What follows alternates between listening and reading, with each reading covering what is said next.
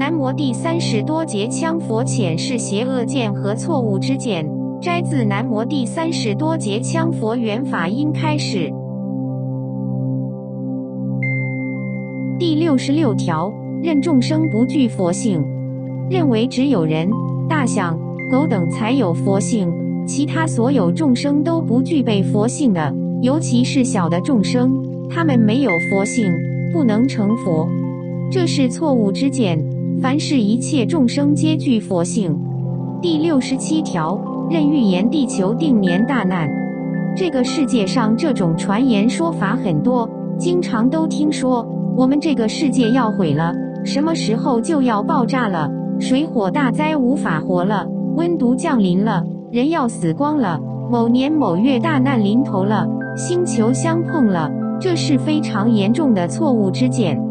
告诉你们，地球不会烂，不会有大难的，人类也不会大难的，一切都是由各自的因缘因果关系慢慢形成，没有那回事的，那是妖言惑众。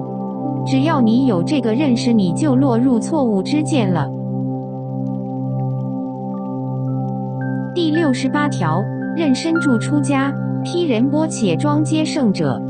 凡是看到穿仁波且服装，穿出家人的衣服，就认为那是圣者，必须非常恭敬，甚至藏红色类似出家衣色的布料吊衣片在地上，也一定要捡起来供奉在法台上，或者这是袈裟色的衣服衣料，就一定要恭敬礼拜，这是错误的。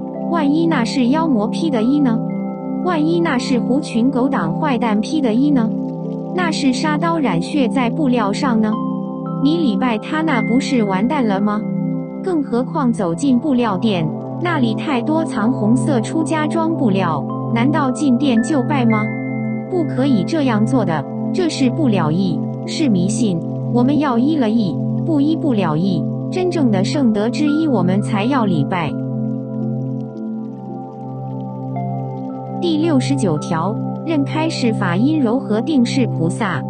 认为开示法音的声音非常柔和，非常慈悲的语调，此人就一定是菩萨。注意啊，往往有的人装模作样故变嗓音做出柔和慈悲的声音，很多人一听就被蒙蔽，认为是菩萨在现，其实他那是故弄玄虚假慈悲，所说的法完全是违背经教的不了义邪说。所以不能认开示法音柔和的人就一定是菩萨，不管他柔和还是大声，都不一定是菩萨，要依佛法法理而定论菩萨的真假。第70条，认金刚声开示除障不慈悲。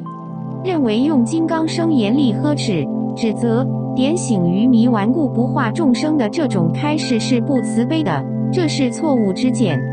有的众生必须用金刚声呵斥他才醒悟得了，否则他执迷不悟，这不是不慈悲，而是真大悲。慈悲的本质要从是否利益众生为依据而观内涵。第71条，认金刚菩提行利他非圣德。菩提行为是从悲面慈态表现，金刚行为是从严厉责罚表现，用无法表现。凡认为用金刚菩提行来教化众生的人就不是圣者，这完全是错误之见。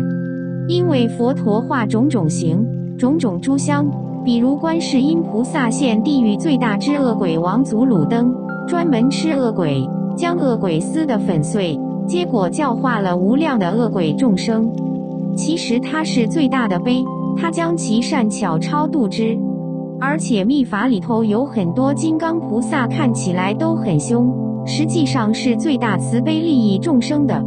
比如若那么护法很厉害，黄金大力士王，鬼中之最高霸主，但他又具胜利，是圣者之境界。又如热呼拉护法、毒法母护法，其凶无比，很多人看到那种形象就会被吓到，认为那怎么会是圣者吗？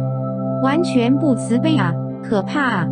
不对的，他们是利益众生的大悲之主，只是方法不同而已。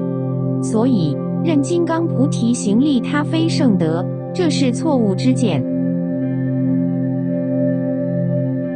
第72条，任我慢骄横人是金刚师。有一种人，我慢极重，自吹骄横，完全不通佛法，不懂法理，不守戒律，无有菩提心，无有圣量，只有骄横，欺骗弟子。这种人不能认作金刚师，认了就错路道了。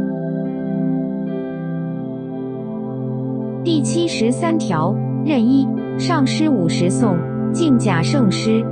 上师50颂出来以后，导致了非常多的人不敢去反对自己的上师，因为上师50颂有规定，所以无论好的无论坏的上师都不能反对。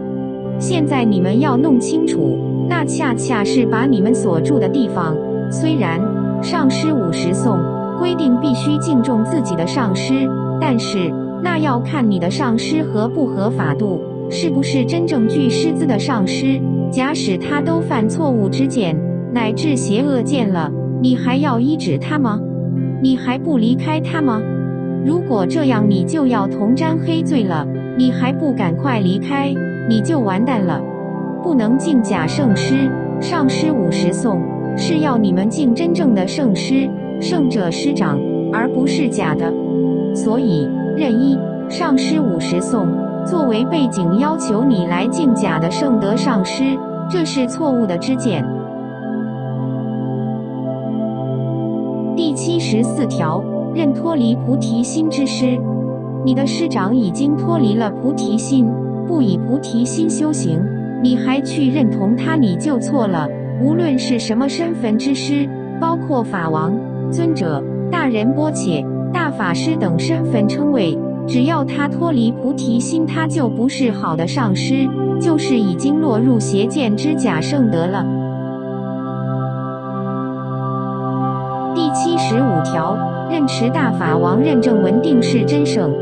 假使某个大法王写了一份认证文给某人，或者2个法王写了一份认证书给这个人，就认为这个人一定是真的圣者，这是不对的。要看那个认证是圣意的认证，还是是香的认证，还是观壶、测卦、打水造型、转簪把玩等等，要分清楚。是香的认证，有认证准确的，也有认证偏离失真的，因此是香认证并不能确定就是圣者，也不能确定不是圣者。就算是认证合法，也要看被认证者是否犯有128条邪恶见和错误之见。只要行持合乎128条之见的鉴别，就算此人没有持认证书，他也是真正圣德无疑。第76条，任不可超度恶鬼。认为只要是恶鬼，绝不能超度，有这样的认为，就落入错误之见。恶鬼要超度，不管他有多凶恶，他一样的是众生。凡一切众生皆我们修行人慈悲的对象，而且要早早超度，以免他伤害更多好人。第77条，任魔妖不教化必诛杀。只要是魔和妖，就认为必须把他诛杀了，这样的认为是错误的。魔妖一样的要教化，一样的要诛杀，实在无法教化，他又要残害众生，当诛杀之。如果有一线教化之机，必须尽力教化，不可诛杀。魔妖也是众生啊。第78条，任夜叉鬼子母不须供食。认为我们不能给夜叉和鬼子母施食子，这也是错的。夜叉、鬼子母一样的要施食给他们吃，他们一样的是众生，只能说他们知见邪恶，我们要教化他们步入正知正见，利益众生，要想办法摄化他们，供养他们，让他们感动，改恶向善。第79条，任学法闻法人必拿钱换。从古至今都有这种现象，学法的、闻法的、进庙的，首先要拿钱来才行，不拿钱来不要听法学法。以前我在有些寺庙里经常遇到这种情况，动不动就问，今天你拿来供养没有？没有供养你不要进去啊，你没有拿钱。不要听这讲经说法。今天是有供养的进去啊，有供养的才能进官堂、饭堂去吃饭，其他的不可以的啊。这很糟糕的，因为众生有富裕的，有贫穷的，我们要关爱他们，乃至他们实在贫穷，我们还要拿钱给他们。我们不能说必须要他们拿钱才能学法闻法吃饭，这是不正确的，绝对不可以。第80条，任闻法者轻慢法音。闻法的人轻慢法音，随随便便认为反正不用拿钱换了，我就不给供养了，我什么都不管了，我无所谓了，我就随便听就是了，这是轻慢三宝。轻慢法音，就凭这个罪就不能成就。佛法多么的珍贵啊，怎么能轻慢呢？你能帮助一点就要帮助一点，但若你实在困难，没有供养，照常应该听法，听1次可以，听100次、1000次都可以，师父都会帮助你。但如果你有能力，却同样自私狭隘，把佛法看得不如你的世间法，你同样可以闻法，但是你已经种下了成就不了的缘起种子。第81条，任师把寿命转给弟子。这是常有的歪门邪说，说本师我修法把寿命转给你，或者转给你的家人某某了，所以他才活下来，现在这个业力是我在承担的，这种说法是错误的，不成立的。师要转寿命给弟子，可以转，他转得成转不成那是他的心意，他不能给弟子讲，因为这是为师者的修行，但实际上因果上是很难转成的，而应该教化弟子修行自转。只要是认同师可把寿命转给弟子，无论师或弟子，都是错误之见。第82条，任授学名四定高僧。认为只要这个人是从某个千人大寺院，或从几千人的大寺院出来的，他一定就是个高僧了，或者看到他是第1名的头榜拉人巴格西就绝对是高僧，这是错误的。我告诉你们，此人不一定是高僧，说不定是个坏蛋或混蛋或骗子，这不一定的，因为高僧是自我修行正道而成的了一时体境，仅凭他来自于哪个寺庙是不能说明问题的。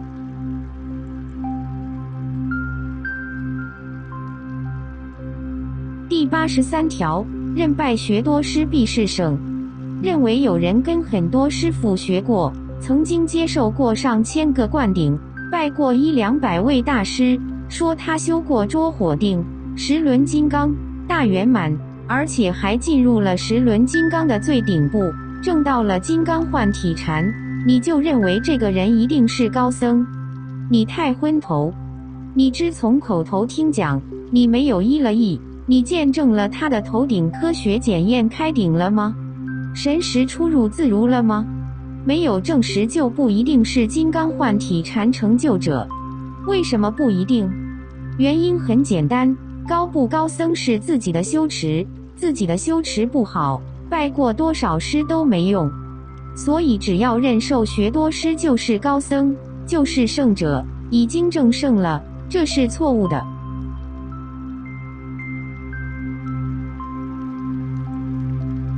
第84条，认女众不如男众根基好。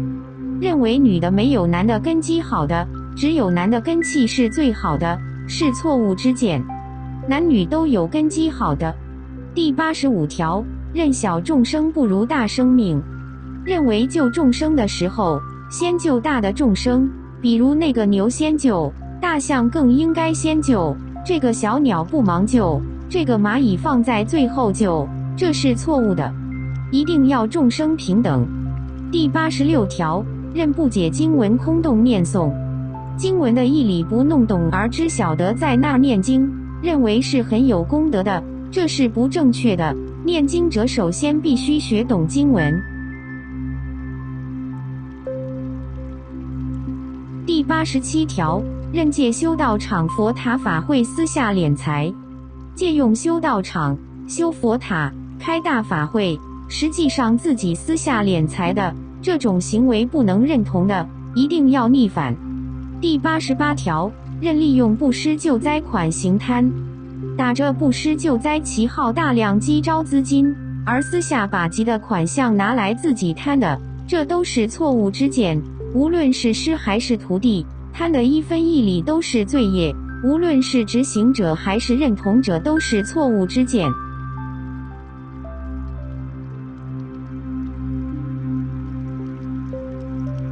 第89条，任修行学佛必放弃劳动。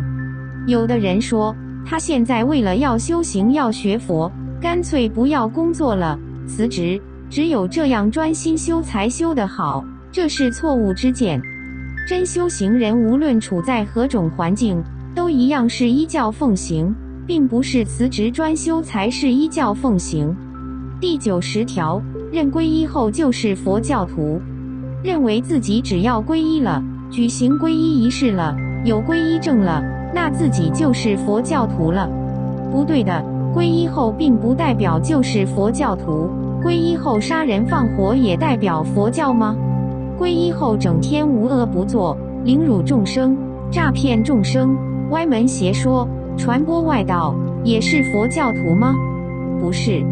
要依于戒体行持才是真正的佛教徒，不犯128条邪恶错误之见，才是纯净无垢的正宗优秀佛教徒，大修行德。这是非常非常重要的。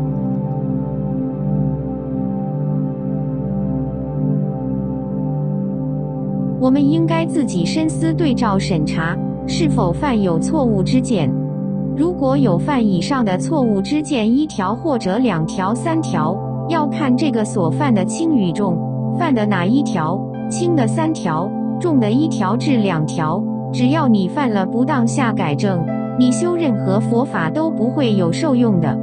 你要想得到任何功夫道力都是修不起来的，不会有实相显现的，除非你是外道邪教，出显邪法，但最后短命而死，打入无间地狱，除此而外没有第2条路。修行只有1条正道，如果犯了邪恶见和错误之见以后不及时改正，有可能就从那时起终生失掉正法，堕入恶道，不得成圣解脱。因此今天说到的这些邪恶见和错误的知见，这是绝对不能犯的。无论你学什么法，属于哪一派，只要你犯了邪恶见和错误之见，你根本就是一个外道人士，你根本就是一个未来的恶果报者，这是必然的，肯定的。十方诸佛一切菩萨皆如是护念此正知正见，凡犯者就成为毒害众生及自我的毒瘤根种，因此必须告诉大家不可以犯。同时要注意一个十分重要的认知，有人说这128条不是我们这一派的教法，与我们无关。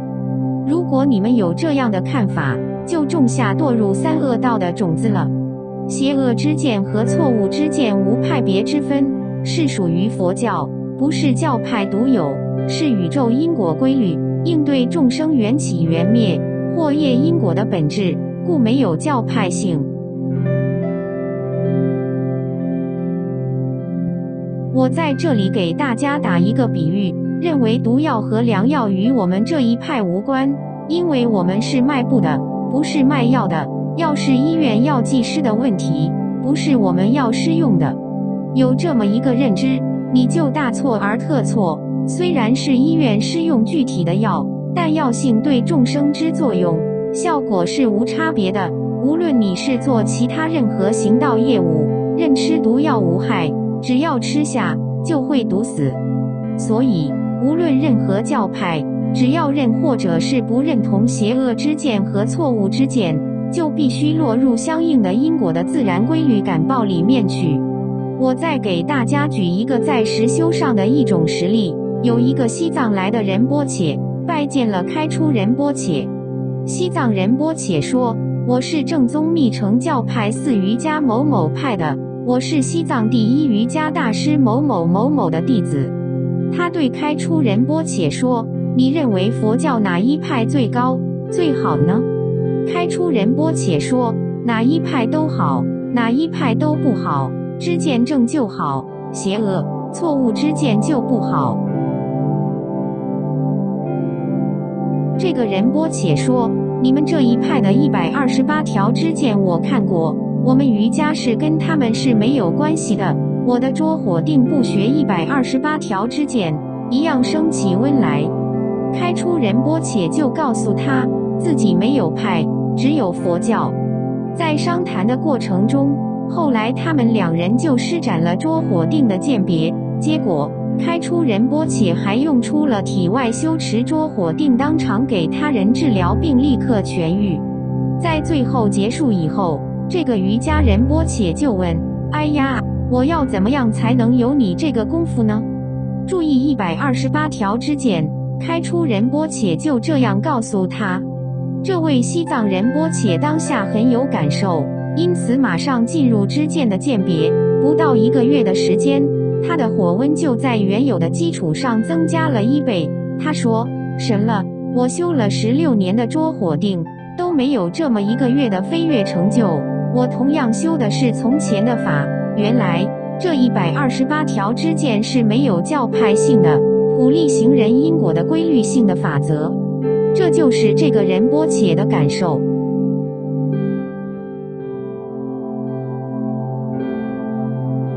我现在必须再次提醒大家，不可以落入其中任何一条，否则就白修行了。在《解脱大手印》里面，关于邪恶见和错误知见128条也是其中重要之法的一个部分。我今天说法就略讲到这里。弟子们，南无第三世多杰羌佛。我听到你们这样称呼，我很惭愧，不要称我第三世多杰羌佛，就以最平淡的称呼师父就行了。